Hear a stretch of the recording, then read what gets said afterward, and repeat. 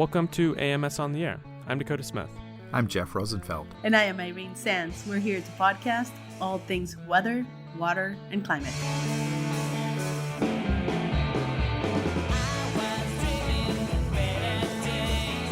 Hey everyone, welcome back to AMS on the Air. I'm Dakota Smith, and I'm joined by Dr. Andy Miller. He's a fellow in the AMS Policy Program, and Charles Gertler, he's a PhD student in the Climate Physics and Chemistry Department at MIT, and they're here to talk policy, and they're joining AMS on the Air to bring policy episodes.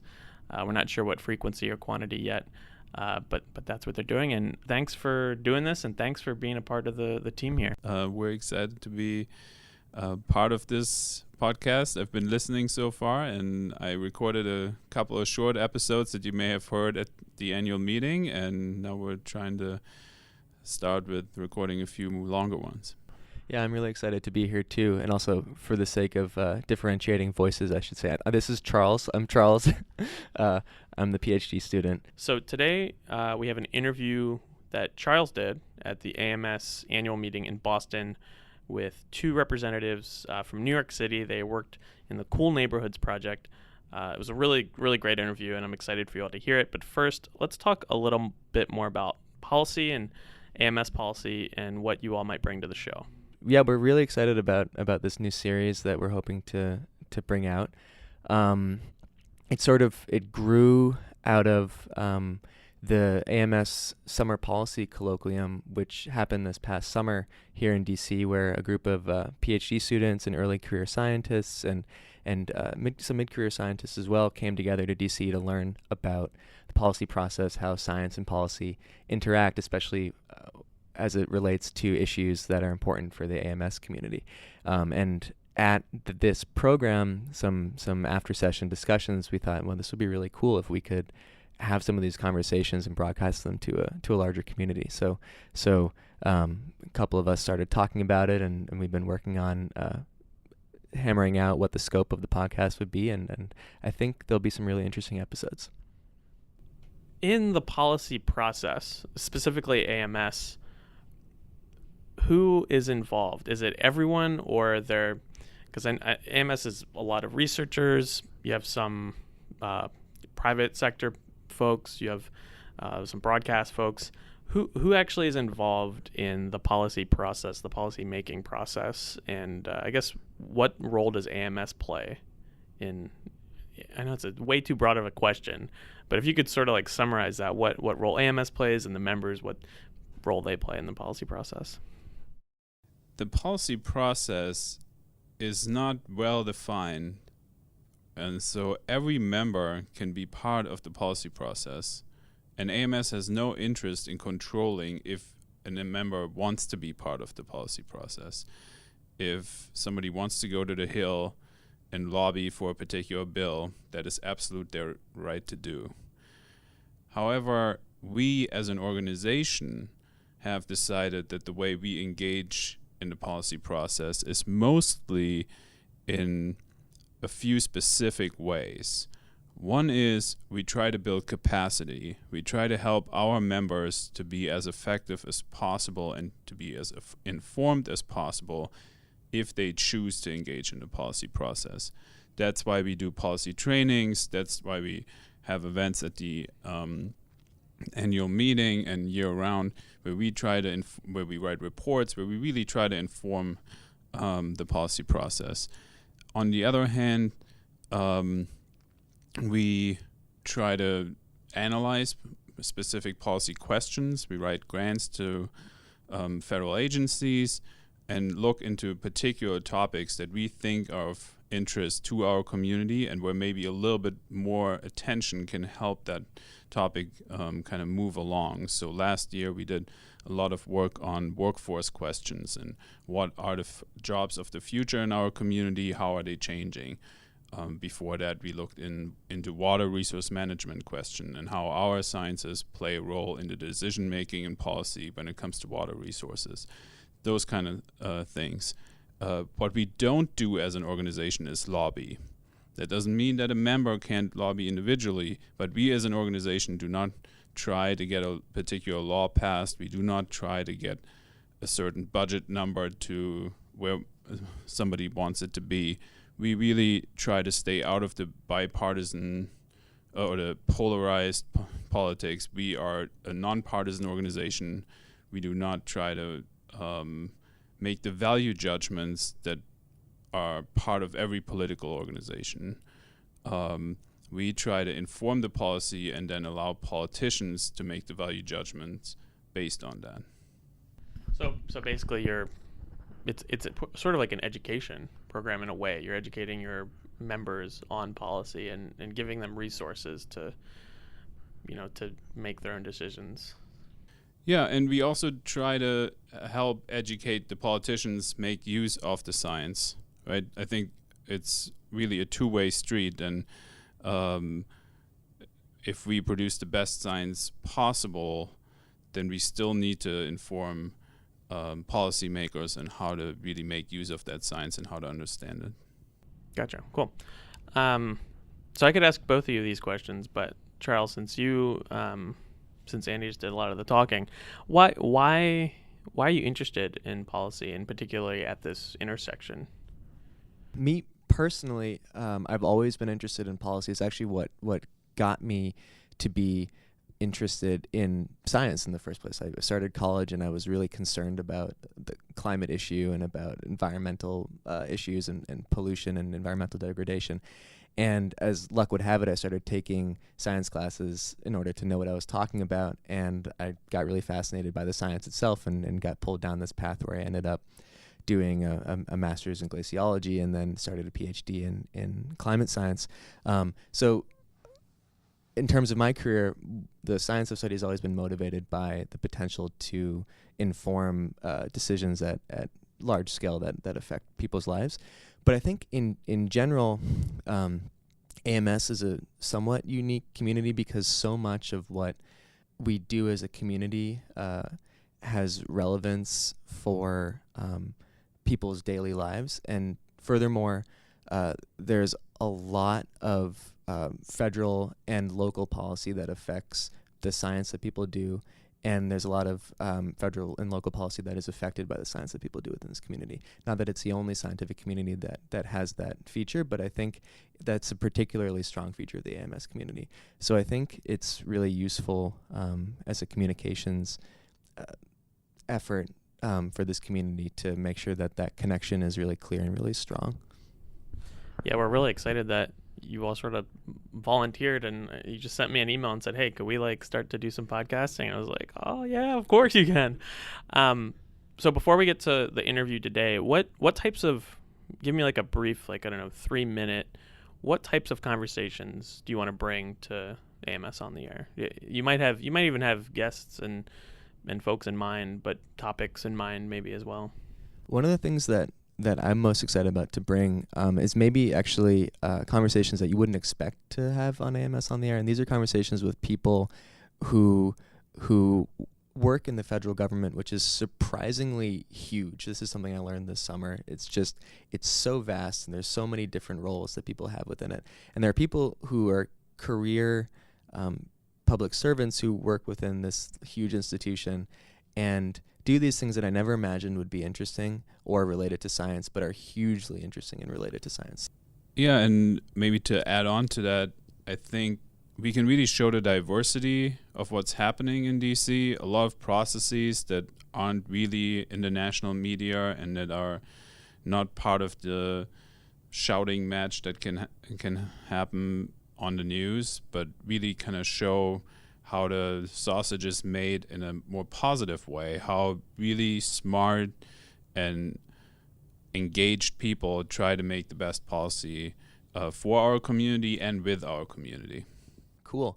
So this interview I'm really excited about, and it's with two really, really fascinating women who work in the New York city government. And they were both, as it happened, at the AMS annual meeting. And they worked together very closely, and they were giving separate talks on this cool project that they're working on, which is called Cool Neighborhoods NYC, which is they describe in detail, but in brief, it's a project to help New York City adapt to extreme heat and to make sure that New York City's residents are safe in current levels of extreme heat and as it potentially gets worse with global warming. And so Kizzy Charles-Guzman, who is the Deputy Director of the New York City Mayor's Office of Resiliency, and Sarah Johnson, who's the Executive Director of the Air Quality Program in the New York City Department of Health and Mental Hygiene. They have a really great back and forth. Sarah is a scientist by training, and Kizzy has a scientific background, but is more of a political person by training, public policy. And what I think is really cool about this interview is how they to learn how they interact with each other at the government level in New York City, to learn how the science that's produced by one office is adapted by a political office or a policy office in order to make specific recommendations and start specific programs. So there's really a lot in here in terms of the ecosystem of science and policy, but it's at a scale, a city scale, that's sort of, I think, easy to understand and to visualize. So with that, I think I'll just pass it off to the interview, and I hope everyone enjoys.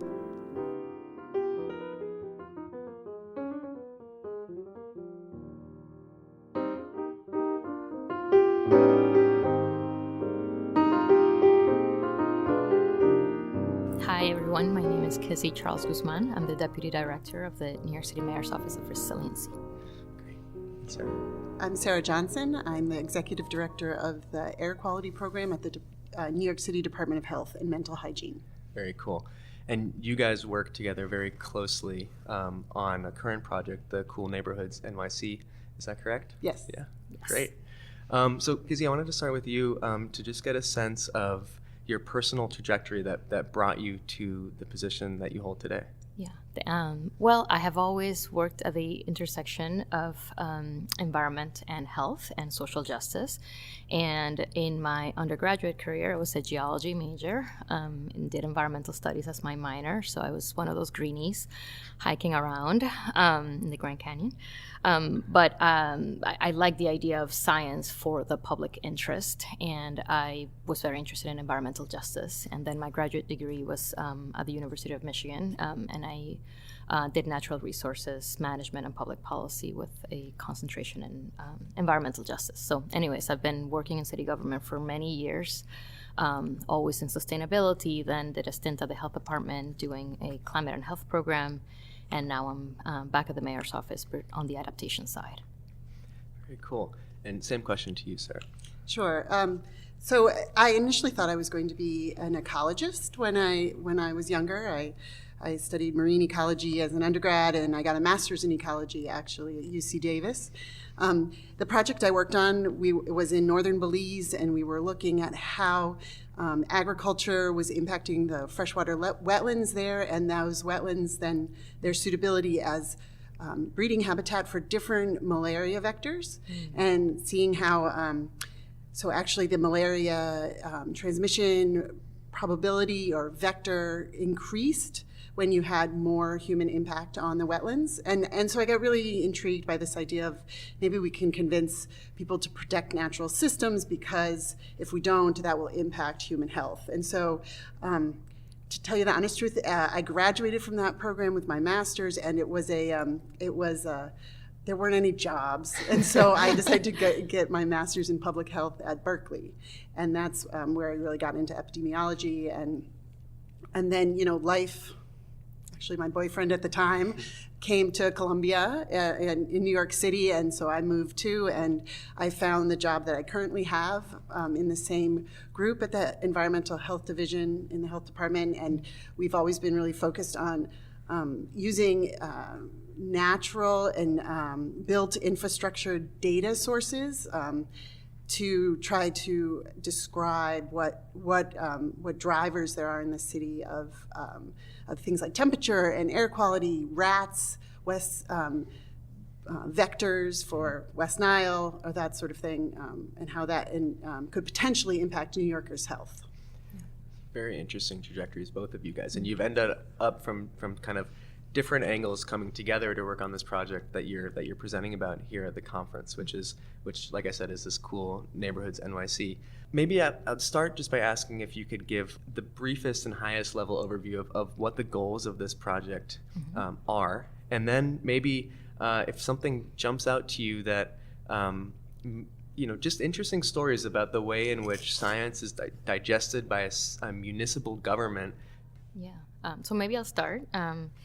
So I'll start by telling you a little bit about what the Mayor's Office of Resiliency does, okay. Right? And just very quickly, we were created after Hurricane Sandy to help coordinate the response around this hurricane's recovery for New York City neighborhoods. And that was a while ago, and we have really started to shift gears more about doing long-term planning for a variety of climate hazards.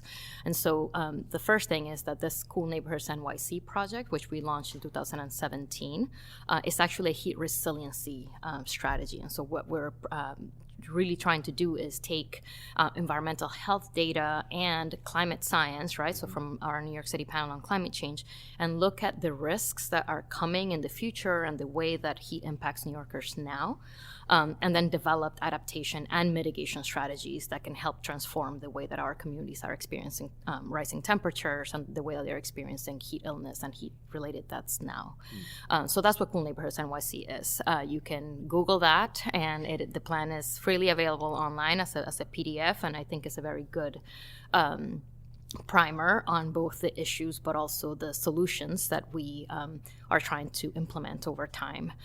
So there are mitigation strategies within that, including targeted tree plantings in the neighborhoods that have the highest heat vulnerability risk in the city, and also targeted roof coatings so that we can also reduce temperature by creating clusters, right, of light colored surfaces.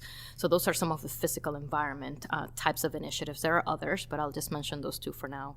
And then there are a variety of adaptation strategies which have to do with our health research, right, around where is it that people are exposed to heat, and when they either end up in the emergency department or when they're hospitalized or when they die. And our research shows that disproportionately people are exposed in homes. And so what we're trying to do is try to find ways to reach New Yorkers in their homes via the trusted messengers that they have, via the community organizations that support those communities, as opposed to only being government that is trying to keep people safe outdoors via our cooling centers, for example. So we love our cooling centers. We always want to make them better. But at the end, if New Yorkers are going to stay home, even when it's dangerous for them to do so, then what kinds of messages and what kinds of approaches can we put in place? So that's why we have a multi-agency collaboration here. Sarah's from the health department, but we also have emergency management at the table. We have the Department of Small Business Services. We have the Parks Department, of course, as a key implementation partner, and so on. And so we're really excited about Cool Neighborhoods, and it's been 2 years, and we're working really hard to keep New Yorkers safe. So how do you convince people to let you into their homes? We don't. That's actually precisely what we're trying to combat, right? So New Yorkers, I would say most people have low trust in government, right? And are relatively afraid of our emergency responders. And so I don't ever want to be the one during a heat wave to knock on someone's door, right, as government. But instead, we are developing trainings and developing tools that allow, for example, home health aides to be the ones to check on their clients. They already are seeing a very at-risk population. They're elderly, they're homebound, they have health issues, right? And so if we train home health aides, for example, or the clergy, or community health workers, or supportive housing providers, other housing providers, for example, if we train them on how to identify early signs of heat illness, they can then provide those or convey those protective messages to the populations that they serve. We're doing the same with a buddy program that we launched through the health department, where we're trying to create just volunteer networks that are community specific and that, frankly, they're not calling us. The only phone call we are making is saying, hey, you're activated, get those buddies to make those phone calls. And ideally, that's how we want that to work during blue sky scenarios, so that when you have a bigger disaster, then you already have that social cohesion, that community trust already built in. And the truth is we don't want to be knocking on people's doors when it's a heat emergency, when it's a heat event. Let's leave that for when the hurricanes hit, or tornadoes or whatever, microbursts, which is what we tend to have occasionally. But so we're really starting to realize that when we think about protecting New Yorkers' health in the context of heat, and the fact that there are, even on non-heat wave days, there are folks who are dying from hot weather, from chronic conditions that are exacerbated by the hot weather because they have some sort of underlying condition, or they are taking a medication or something like that, right? So we're finding ourselves coming back to housing quality and air conditioning access, these sort of basic needs that really need to be maintained for and encouraged that all New Yorkers live in quality housing, and then we won't have to be knocking on doors when it is a heat wave. Yeah. Okay. So Sarah, can you help me understand a little bit how you go from scientist in the health department producing kind of the best possible climate and health science and trying to understand where people are vulnerable to the implementation strategies? How does that process work? How do you go from the fundamental science to what Kizzy is doing in the mayor's office? Sure. Well, it's the first thing I'll say is that it takes a village, or it takes a team. Yeah. And so over the years, we've been at this for at least a decade now. First, just establishing the fact that heat is of concern. It's not just a nuisance, but that hot weather during the summer, even now, even without climate change, is killing people in the city, and they're entirely preventable deaths. Again, we cannot forget that these are all preventable, and so over time, that work has been done in part by epidemiologists in the health department. Part of our routine responsibilities of simply reviewing the deaths and reviewing and understanding what environmental health issues there are in the city, and then we collaborate with academic institutions, Columbia University, City College of New York, other of our institutions in the city. We're very lucky. We have great partners. And so to identify in those larger analyses where we're simply noting the fact that, or quantifying how much risk is increased on a hot day, beginning to tease that apart and look at, is that different by different groups, by race, by age, by neighborhood, and then by what kind of characteristics in your neighborhood increase your risk. And we did that with Jamie Madragano when she was a postdoc at Columbia, and developed a heat vulnerability index. So using the mortality data and that epi-analysis, we identified characteristics both of the individual and the neighborhood that increase the risk of death on a hot day. And by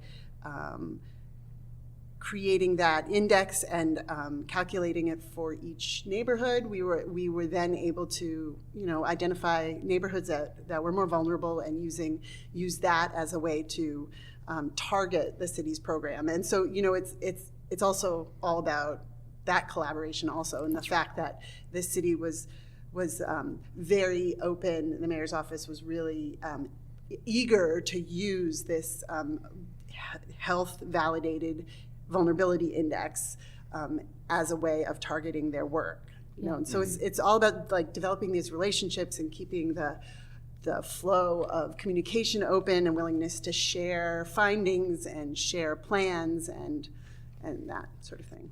I'll also jump in here really quickly because I do want to tell you, the listeners, what the scope of the problem is and why certainly once we see the heat vulnerability index, as a map and as an image, that is a powerful tool that I can use, right, to go to my Office of Management and Budget, to go to my fellow council members, not fellow because I'm not a council member, right, but to go to other decision makers and policymakers and say, look at how risk is distributed here, right? But the numbers I want to share is that through this analysis that Sarah mentioned, we have on average in New York City every summer about 450 heat-related emergency department visits, and about 150 heat-related hospital admissions, about 13 heat stroke deaths, and about 115 excess deaths, which are those that are modeled, right, but they are exacerbated from underlying health conditions that get exacerbated during extreme heat events, right? Maybe Sarah wants to correct me on that last one.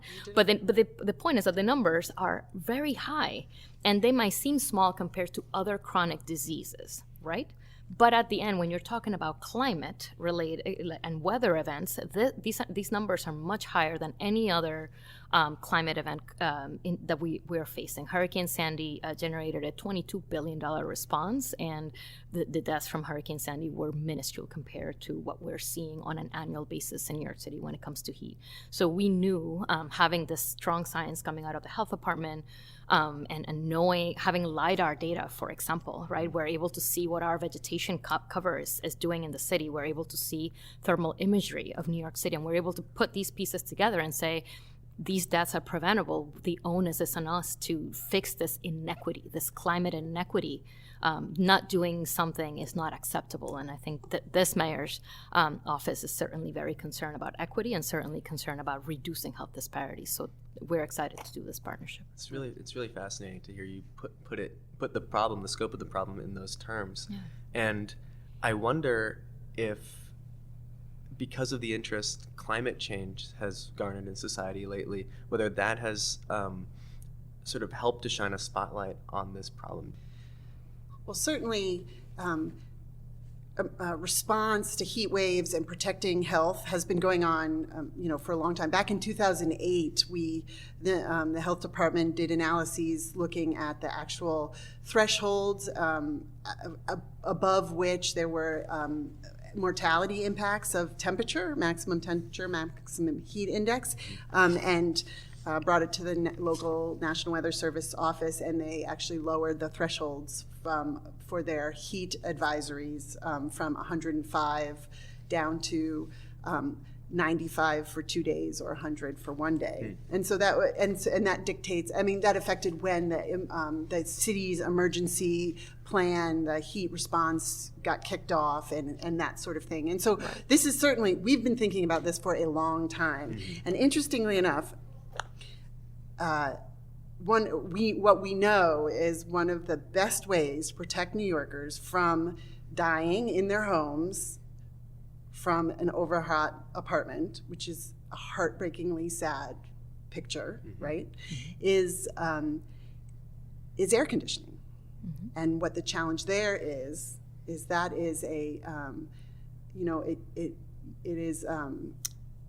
increases energy usage, it increases greenhouse gas emissions, it has the chemical refrigerants. So we actually at times get pushback from the climate community saying that's irresponsible. And our take on it is we cannot deny these people who need it to be safe and to live, we just can't do that. It's not fair. Also, from an equity standpoint, correct. There are so many other places where energy consumption could be cut back. Yes, that's right. That aren't deadly. Yeah, that's right. Yeah, That is not deadly, exactly. Yeah. So we are consistently thinking about how to better integrate some of our climate resiliency and heat resiliency talking points and initiatives, and how to integrate that as the other side of the coin to our sustainability and energy efficiency mandates in some of our buildings. We've done a lot of work to upgrade our building codes in New York City. We're really proud of that work. And absolutely, we 100% believe that no one should die in their home because they're too poor to turn on an air conditioner when we have office buildings that are overcooling those buildings all summer long, and just because men have to wear 3-piece suits. Like, it does not make sense. Yeah. So that we're trying to fix that and trying to raise awareness about the need for responsible and equitable cooling. I wanted to, since we don't have a ton of time left, I wanted to switch gears a little bit, or not switch gears, stay with this project, but ask about another aspect of the project, which is the monitoring initiative that you have, and hear a little bit about the challenges that come with trying to collect data on weather and climate outside and inside. Sure. Well, certainly the easier of those two that you just mentioned are the outdoor temperatures, right? And the health department houses another monitoring project we have since 2009 where we're monitoring neighborhood level air quality. And so we have some experience in conceptualizing and at least contracting out to be executed by other folks and dealing with the data from a citywide monitoring project like that, air quality.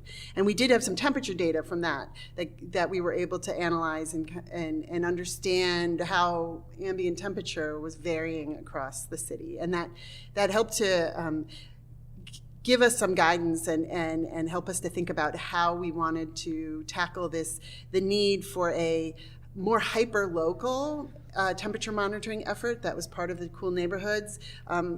That was important to create a temperature baseline in these neighborhoods that were having tree planting, so that we could do a fairly robust evaluation of the impact of those trees that are being planted in 10 years, say, maybe. Maybe they'll be big 5. enough.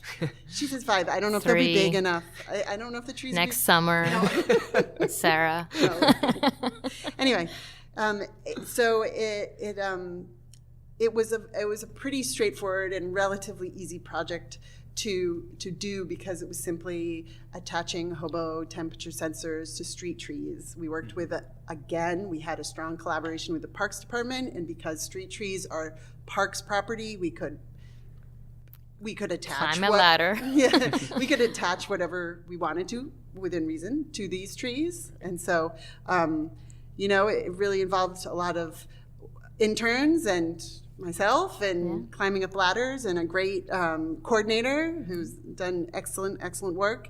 And so now we have 2 summers worth of that data, and it's incredibly rich, and we're only beginning to tap into understanding temporal variation, spatial variation in these 14 neighborhoods in the city, all of which are highly heat vulnerable, and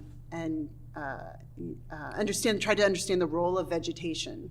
And it's pretty exciting stuff, and it takes these collaborations. I think a single agency could not have done that, but because we had this sort of, the mayor's office brought us together in this project. The Parks Department, us, the mayor's office team. There's really, it was really that's how we could get it done. That's right.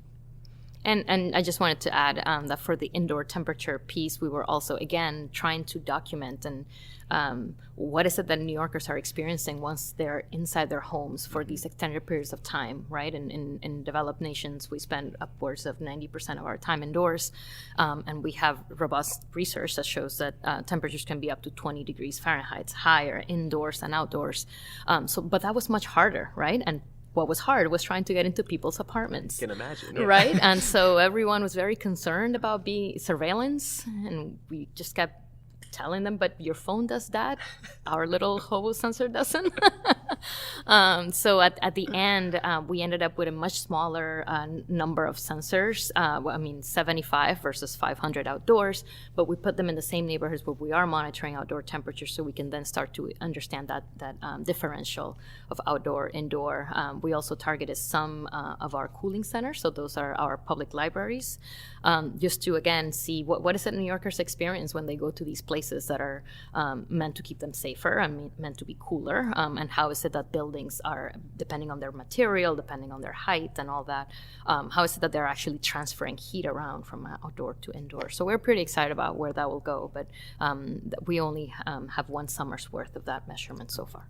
So what is next on that note for Cool Neighborhoods NYC? What are the outstanding questions of your project, and where do you think it's headed now? It's headed now. I am really excited about all the tremendous amount of data that we have collected and what that might tell us. That said, I don't think that what it will say is substantially different than what's in the literature. However, it allows us to localize that and to generate visuals, I think, that can help us at the mayor's office tell a better story, and hopefully them at the city agencies tell a better story about the need for interventions, the need for investments, the need for equity-based approaches, right? So I'm really excited about that. But there are two main things that I wanted to highlight just as we're closing. And one is that, as Sarah has mentioned, 100% what we're trying to do in the coming years is to ensure that low-income New Yorkers have access to cool spaces in hot weather. We have to keep them alive. That is our job. 100% that is our job. So there are many ways that we are trying to do that, working with our partners in the state, trying to keep a watchful eye on the federal government and allocations to the federal Light Heat Program, the Low-Income Home Heat Energy Assistance Program, trying to work with our utilities, our local utilities, to ensure that low-income residents are not facing disconnections, for example, power disconnections during heat wave days.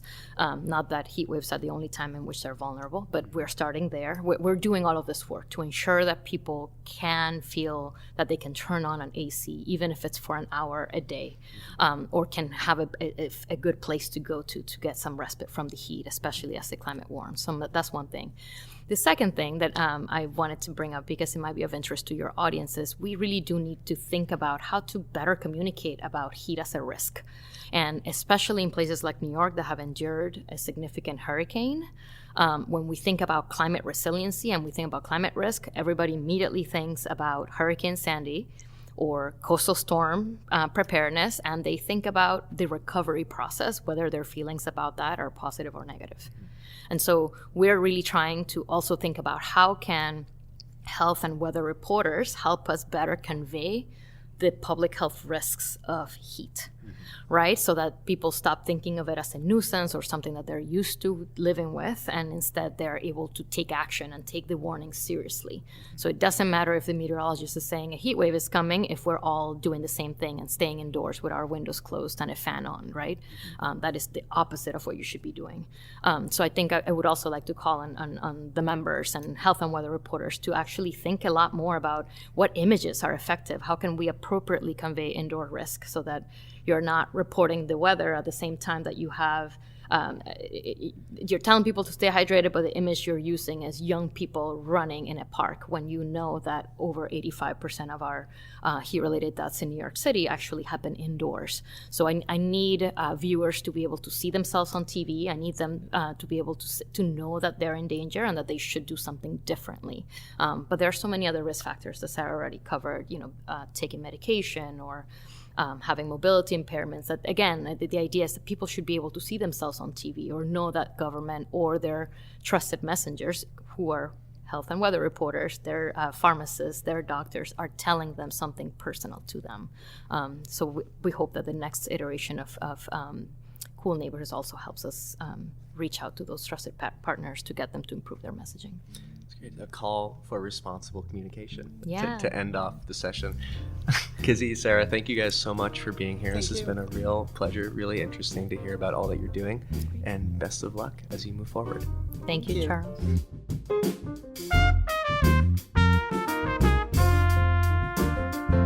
Well, that was really fun. Thanks for doing that, and we're really looking forward to more interviews that you all will bring to the show. Thanks for letting us do this, and we're excited for what's to come. You can find us on Facebook and Twitter at AMS On The Air.